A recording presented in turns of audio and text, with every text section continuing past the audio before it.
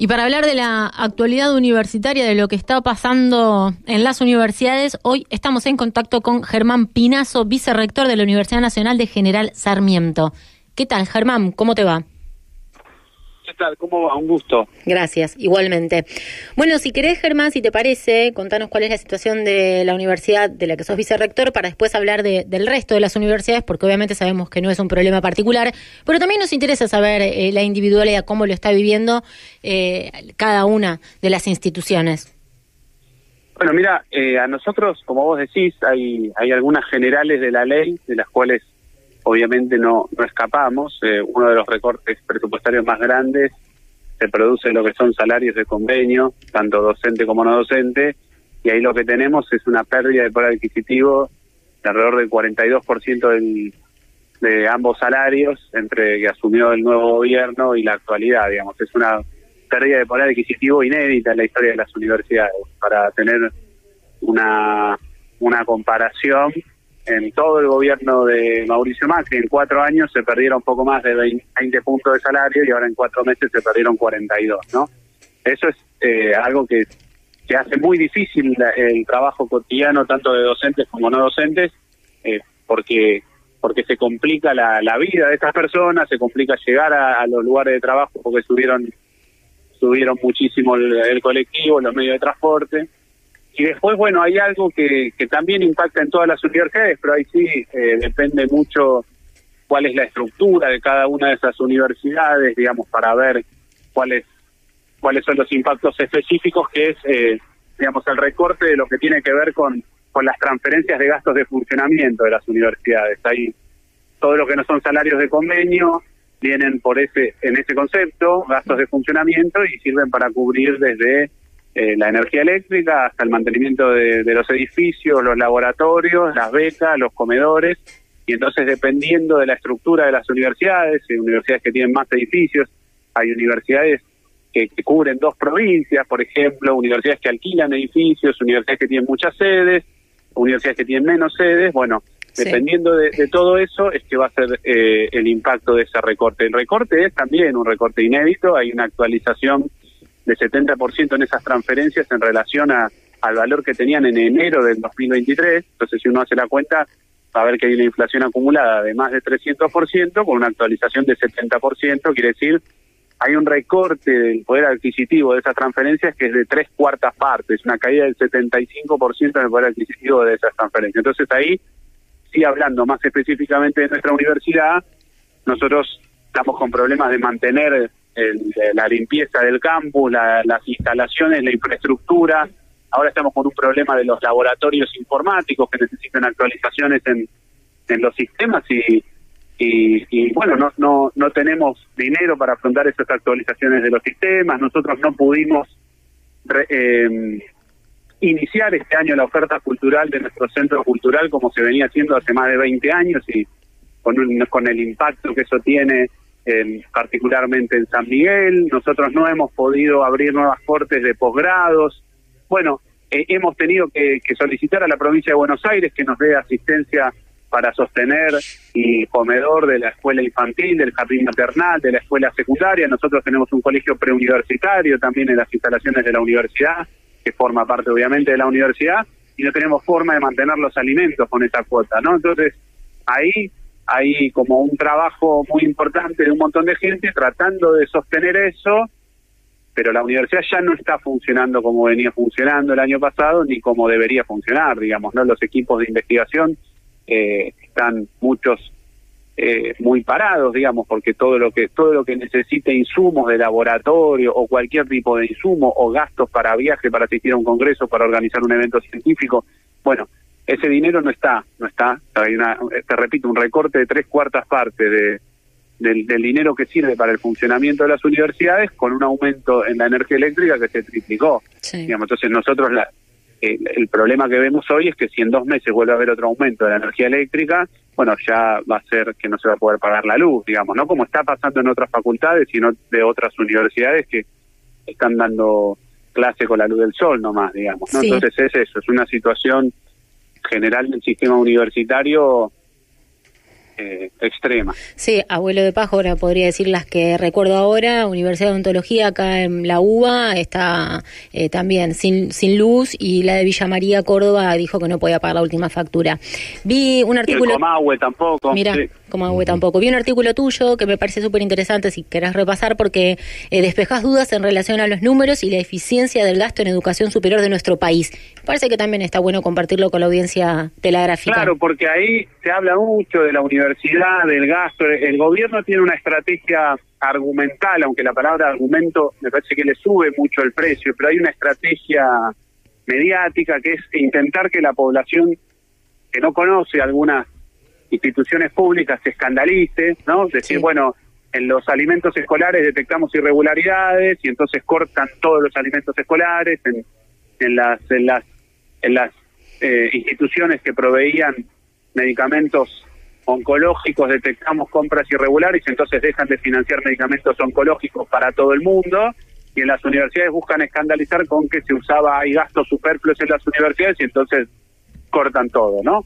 Y ahí yo lo que trataba de mostrar con algunos datos comparados es que si uno ve América Latina, Argentina es un país que gasta menos en términos de Producto Bruto en educación superior que países como Uruguay, países como Chile, que nadie supondría que es un país colectivista, estatista, o países como Brasil, y sin embargo Argentina tiene la tasa de matrícula en las universidades más altas del continente, y son universidades, 3/4 partes de la gente que va a universidades en Argentina va a universidades públicas. También es el mayor porcentaje, sacando Cuba, digamos, donde son todas públicas. Digamos, Argentina es el lugar donde el sistema universitario público es más universal.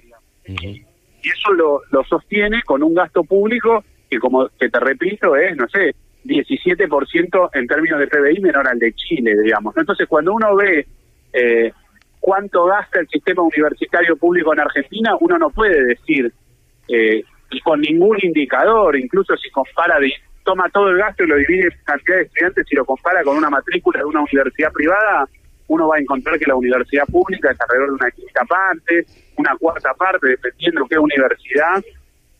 Y las universidades públicas, además, como te digo, tenemos jardines matamales gratuitos para que, bueno, es incomparable y es una de las instituciones más eficientes solo del Estado argentino, sino me animaría a decir de la economía argentina, digamos, ¿no? Con un prestigio también difícilmente comparable al de otras instituciones del sector público como privado. Entonces, no hay ahí una argumentación que pueda ir por el lado del ahorro fiscal, del gasto, del derroche, porque por otro lado es un gasto que es bajo en comparación a las exenciones impositivas que da el Estado. Si el diagnóstico es que no hay plata, el Estado podría empezar recuperando impuestos que hoy no está cobrando a empresas a las cuales las exime del pago de impuestos y que no tienen ninguna necesidad de estar eximidas del pago de impuestos, ¿no? Entonces, me parece que no hay un argumento económico fiscal en ningún lugar donde uno lo mire, a partir del cual poder explicar este recorte que se está produciendo en las universidades públicas en Argentina, ¿no? Sí, me acordaba mientras te escuchaba hablar que uno de los empresarios que recibe esas exenciones, que es Galperín, con lo que recibe, que creo que son 100.000 millones de dólares, estaríamos resolviendo el problema. Claro, ahí la comparación siempre que yo trato de mostrar, me parece muy ilustrativa, es esa, que Mercado Libre recibe más exenciones impositivas de esa empresa sola que todos los gastos de funcionamiento que recibe todo el sistema universitario argentino para todo lo que te mencioné que se usa, digamos, ¿no? Pero además, las exenciones impositivas, según la discusión presupuestaria que hubo a fines del año pasado, que no se aprobó presupuesto, pero que se presentó la discusión, son entre 4 y 5 puntos del PBI. Estamos hablando que todo el sistema universitario hoy debe andar en 0,8, digamos, ¿no? Con lo cual no tiene ningún gollete la discusión por el lado fiscal. Es político, ideológico, es la estructura de un diseño de nación. Están rompiendo una posibilidad para establecer un diseño de expoliación y de entrega, ¿no? Sí, a mí me parece que lo que está en discusión la semana que viene en la marcha federal universitaria es si Argentina va a ser un lugar donde hay un montón de personas que accidentalmente comparten una geografía y se relacionan como productores y consumidores, o si vamos a ser una nación, digamos, ¿no? Y entonces de lo que se trata es de pensar un destino en común, digamos, ¿no? Porque es eso, la universidad pública, con todos los datos que estamos hablando, digamos, con lo eficiente que es y lo importante que debería ser, digamos, tener, digamos, profesionales. Un egresado universitario no es alguien que realizó un derecho individual, es alguien que contribuye con su trabajo después a que la sociedad sea un lugar mejor, digamos, ¿no? Entonces, si lo que está en discusión no es solo el derecho individual de las personas que hoy van a la universidad pública, sino lo que está en discusión es eso, si vamos a hacer una nación o un conjunto de personas que accidentalmente están una al lado de la otra, digamos, ¿no? Sí. Tiraste el título. Sí, sí. Se vienen dando desde hace ya rato articulaciones que son importantes también resaltar de diferentes sectores rumbo a este 23, ¿no? Que es la medida de las universidades, de la comunidad en general, porque el llamamiento es a que todos participemos del 23. ¿Cómo evalúas todo este proceso de unidad? Bueno, mira, que también me parece que es algo para resaltar, ¿no? Bueno, mira, yo estoy, digamos, bastante entusiasmado con las repercusiones que está teniendo el tema universitario. Me parece que se está leyendo de esta manera, que se está leyendo no solo como un problema que atañe a los que habitamos la universidad, y que se está viendo como un problema colectivo, y eso es muy importante porque es muy difícil visibilizar los temas en este contexto, digamos, ¿no? Tenemos un gobierno que no sé si lo hace, digamos, adrede, o le sale así, que es que ataca o avanza sobre todo y a la vez, digamos, ¿no? Como hablábamos antes, los medicamentos oncológicos, el cierre de la agencia de noticias, que ya parece una noticia vieja, ¿no? El cierre de la agencia de noticias más importante de América Latina de un día para el otro, una reducción también inédita en la jubilación, es un decreto que habilita la privatización de empresas públicas de una manera ilegal y que no pasa por el Congreso, y en el medio un recorte histórico inédito a las universidades públicas. Entonces, en ese contexto, había sido en estos meses muy difícil visibilizar el problema universitario, lógicamente, porque hay otros muchos problemas que están ocurriendo en paralelo, y a mí me entusiasma que no aparezca solo como un problema universitario, sino que la marcha universitaria, digamos, se inscriba en una discusión más general sobre el problema de lo colectivo, digamos, ¿no? Y el problema del proyecto de disolución nacional que en algún punto plantea el gobierno de Milei y que es una novedad en relación a otros gobiernos liberales o conservadores, digamos. Me parece a mí que es totalmente novedoso el gobierno de Milei. El gobierno de Milei no dice que el Estado tiene que ser más chico, que tiene que haber más lugar para el mercado, no plantea una discusión. Es un proyecto es sustantivamente novedoso. Reivindica Roca, pero Roca es el que nacionalizó la aduana y nacionalizó el territorio de lo que ahora es la ciudad autónoma de Buenos Aires, digamos. Ningún antecedente conservador o liberal fue de disolución nacional, digamos. Ninguno reivindicaba a un tipo como este Rothbard que dice que los padres pueden vender a los hijos, digamos, ¿no es cierto? Ninguno se hubiese animado a decir algo así, y hoy no solo se anima, sino que lo reivindica y dice que en las universidades deberíamos enseñar a Rothbard. Deberíamos enseñar que los padres podemos vender a nuestros hijos y que con eso podríamos pagar el derecho de ir a la universidad.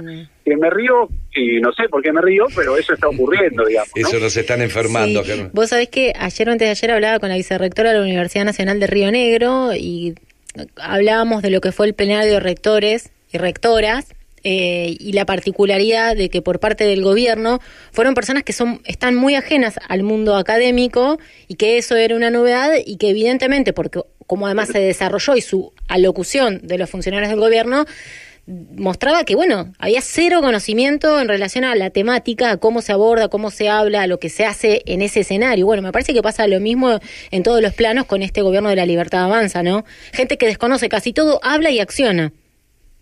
Es que, hay una mezcla de todo, ¿no? Hay el subsecretario de Políticas Universitarias viene del mundo universitario. Sí. Una cosa viene del mundo universitario y otra cosa es verdad, sí. Haber estado en la gestión de cuestiones de presupuesto universitario, que es muy específico, tiene, mucha especificidad, y es una institución, como decíamos antes, ¿no? La institución de la mayor tasa de matriculación de América Latina, casi 60 universidades en todo el territorio nacional, muy heterogénea, y entonces ahí hay, sí me parece en la cabeza de las máximas autoridades del gobierno un desprecio muy grande, digamos, una convicción muy grande sobre que lo público es algo malo, digamos, ¿no? Y después, bueno, a nivel de operativo de los funcionarios que gestionan el día a día, bueno, unas dificultades muy grandes para gestionar algo que en términos generales se desconoce, sobre lo cual hay muy poca experiencia, y yo comparto esa caracterización. Sí, yo intuyo además que, sobre todo porque el esquema es más o menos parecido al que sea en el Inca, vos mencionabas a Telam, en toda la estructura, ¿no? En desarrollo, en agricultura familiar, en todos lados. Y Piovano, creo que es el interventor del Inca, decía en una reunión del Consejo Académico, textualmente, fue público, que él viene si fuera un emprendimiento privado, él mira quién labura, quién no labura, quién le sirve más para el proyecto, no, pero él viene a recortar, o sea que cae cualquiera, claro, muchachos, y acá lo mismo, acá se viene a romper, entonces la eficacia o no del tipo, es más, por ahí cuanto más elefante en un bazar sea, mejor, ¿no?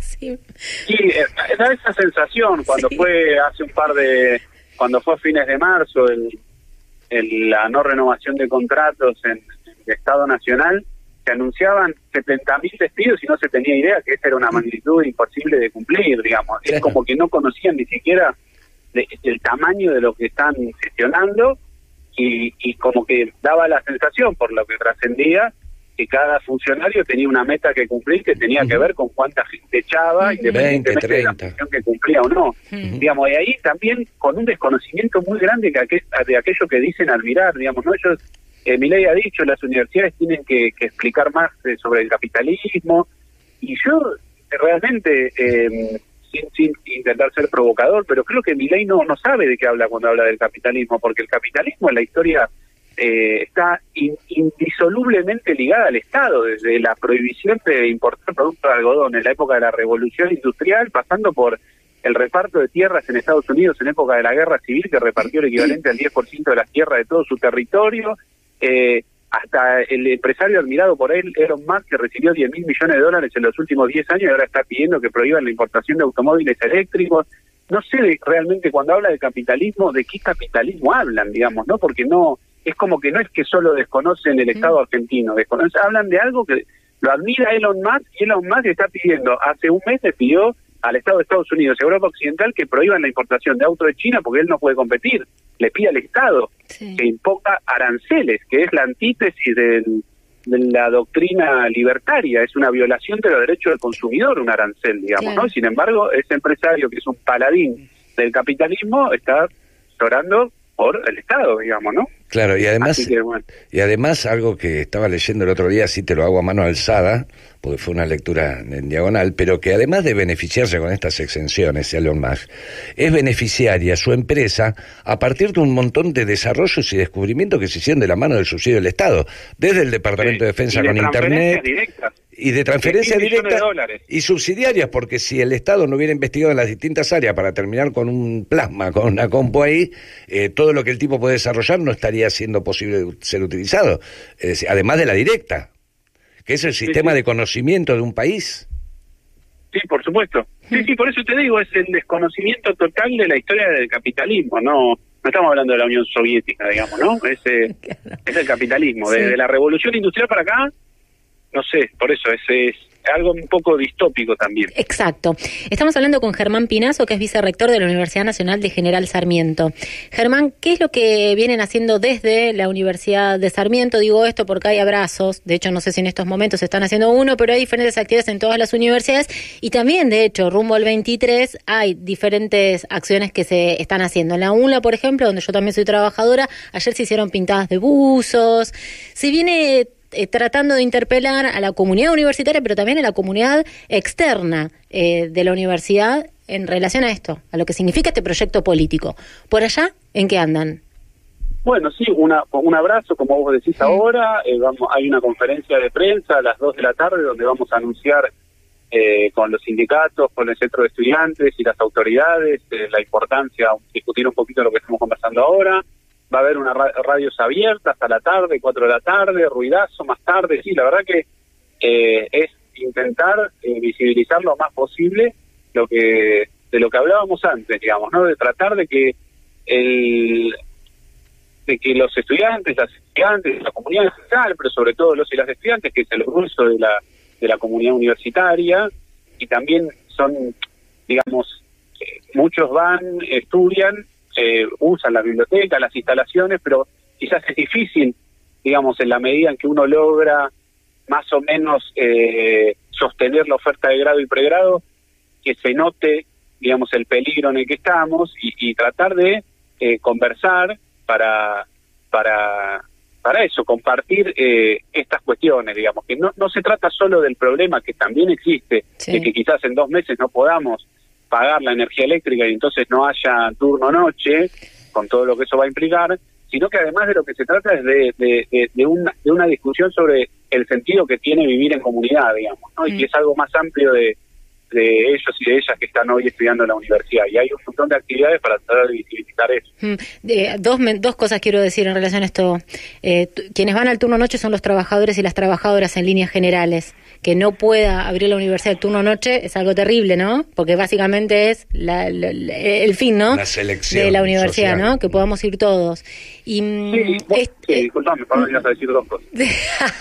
Y me parece interesante esto que decís, porque además es necesario, también lo digo como parte de la comunidad universitaria, ¿no? Dar el debate, hablar de política, llevar la política a la universidad. Digo esto porque lo hicimos en la UNLA también, tratar de contar lo que significa cada modelo político al estudiante, al docente, al no docente, a la comunidad en general, para reflexionar, ¿no? Muchas personas decían, no van a hacer esto que dicen. Bueno, nos tenemos que volver a politizar, y en ese sentido está muy bueno todo esto que están haciendo las universidades, y agrego ahí una pastillita que por ahí vos no la vas a decir, pero recientemente desde tu universidad firmaron una carta de intención con otras radios universitarias y comunitarias para poder difundir contenidos, y eso también es importante, esa pata, ¿no? ¿Quién te cuenta qué?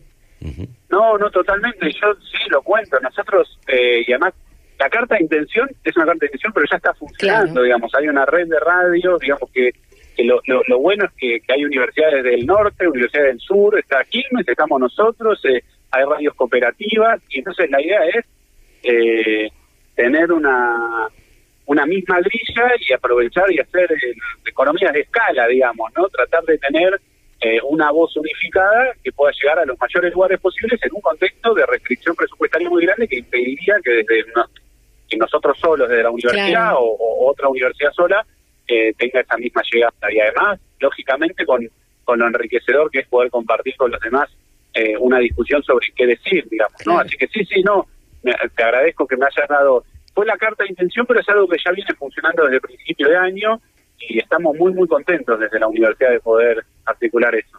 Bueno, desde el gobierno de Milei atacan las universidades porque son lugares donde se debate de política, donde pasan cosas y donde, bueno, la solidaridad es lo que prima, porque es una comunidad, y para mí esto es lo que están tratando de romper desde este gobierno, así que, bueno, celebro de alguna u otra manera esto tan triste que nos está pasando, que es la respuesta que estamos dando desde los diferentes espacios.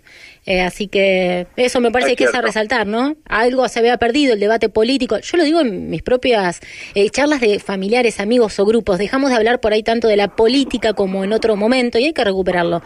Es saludable. Sí. Al menos en sí, totalmente. Y además hay una cosa ahí también, y por último, que es así como hay un desconocimiento sobre la historia del capitalismo, las palabras también aparecen, son palabras que van perdiendo su significado, ¿no? Porque no hay adoctrinamiento en las universidades.